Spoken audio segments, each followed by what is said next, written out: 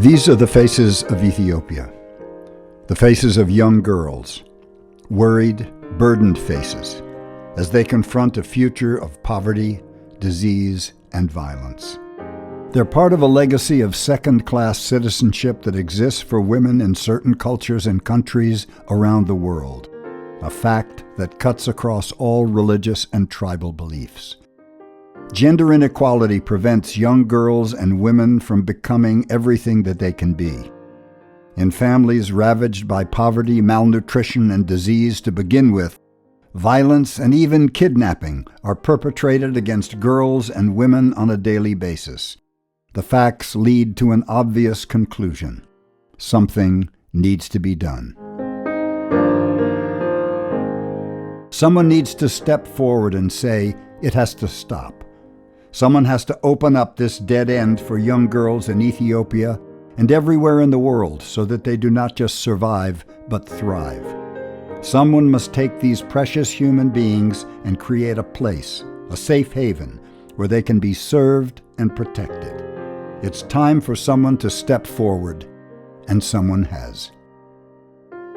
I knew always in my heart I will do something in my life to make a difference because that's the way I grew up. I was thinking I had to go back to my birth town because I haven't been to my birth town for over 25 years. So when I visualized the child of memory, I thought I gotta go back there. So that's the vision came in 2008. A native of Kofele, Ethiopia, Lily Yosef did indeed step forward in 2008, returning to her home country with the idea of changing things, one small step at a time. The first priority they gave is to the boy. So the girls basically, they're working, they're cleaning, they're gathering woods for cooking, they're washing clothes all day long. They never even play as a young kids and experience childhood. So that's what it is. That's why I focus more on the girls. After 25 years abroad exploring Western ways and developing a love for all cultures, Lily went back to Kofele to make a difference, to see what she could do to help. Without a specific plan in mind, she arrived knowing only one thing: it's time.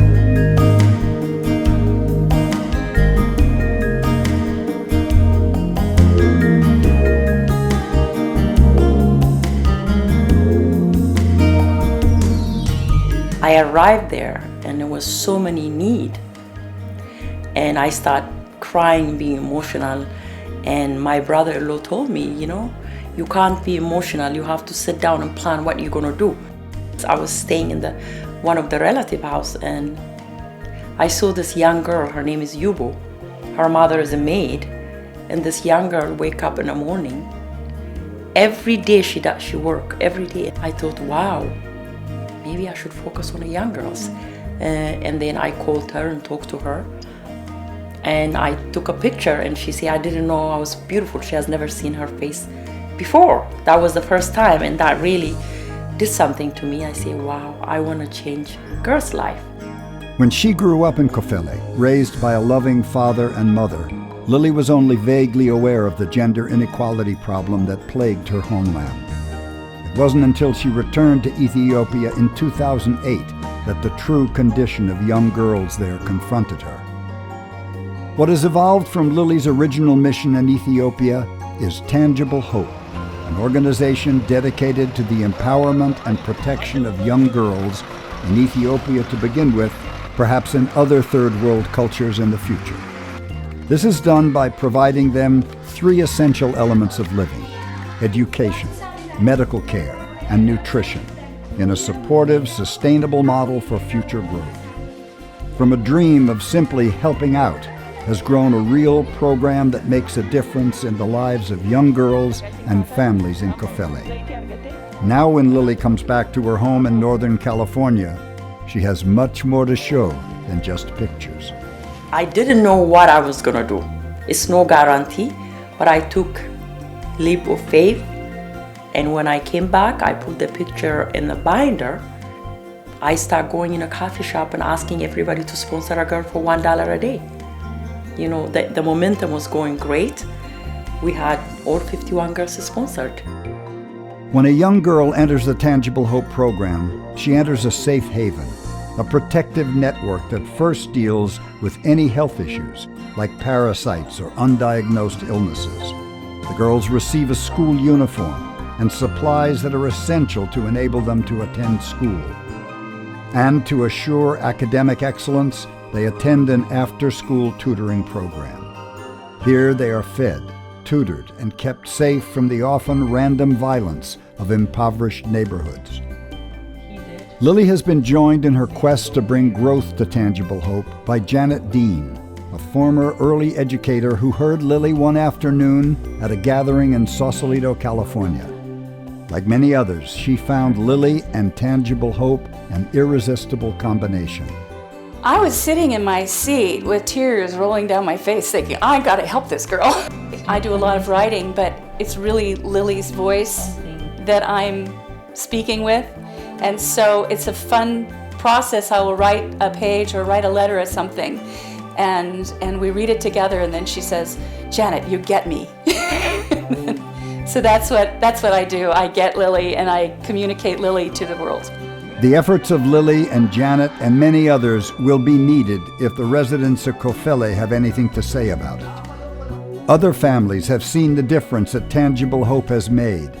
Now they want to enroll their daughters as well. We are getting grains, education materials, medical treatment, tutorial class, hygiene materials. We are supported a lot. Because of this organization, our children get an opportunity that we lost. Our children are going to school. Our generation will go to school because of this organization too. We had planned to have at least 15 girls. It went to 20, it went to 25, and it just kept going. I remember one mother knocked the door, she said, you separate my twins. So I have another twin. So we end up with 51. Each girl who enters Tangible Hope does so for free. Village elders choose the girls based on greatest need. Then they're sponsored by a donor who pledges $365 for a year's worth of service and support for that girl. Just $1 a day is all it takes to provide medical checkups and assistance, daily lunches and tutoring, as well as a host of other support services. The goal is to fund each girl all the way to graduation. 12 years of receiving all the support that is required. Tangible Hope supplies the $4,380 required for each girl, after which they will have a bright future and be ready and able to contribute to their community. The transformation of a little waif, a little hungry, sick little waif of a little girl, to an empowered woman who's going to be a teacher or a doctor or a nurse or even a pilot, to be a part of that transition puts a smile on my face. When I see the girls before with parasite and they're so sad, they don't smile, the eyes is almost shut. And then after we find a sponsorship, and within few months, taking them to the doctor, taking care of the parasite and give them nutrition meal, when they smile, I can't stop. What is truly encouraging, almost miraculous about Tangible Hope is not just the difference it has made in the lives of young girls. It is the feeling of optimism that has been instilled in the entire community, a sense of accomplishment that it can enjoy. This new attitude is something that seems to bring people together. Families from different tribes and religions are learning and working together for the first time. Tangible Hope has created a model of gender equality, education, and peace that can be replicated throughout the world. So I see us completing the Sun Seed Center for girls and then taking this model, which is so inexpensive and so effective because of the interaction with the families. They're still in the community, so they're influencing the community. So that model for peace, for change, for gender equality can be taken and planted, if you will, in other countries and other places across the world where gender inequality is such an issue. We're changing not only the girls' life, but we're changing the family life and the community. Even I spoke with the different fathers of the girls. They said, we're so happy since this organization came. We want to educate our girls. Can you take more girls?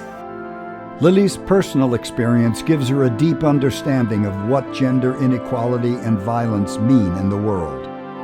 Her vision of a world where girls are free to live and learn and grow up to reach their full potential is one that we all can share. Together, we can make a difference. Perhaps it's time to add your name to this chorus. Thank you, Kathleen. Thank you, Mary. Thank you, Mary. Thank you, Robbie. Thank you very much. Thank you, Sam. Thank you, Christina.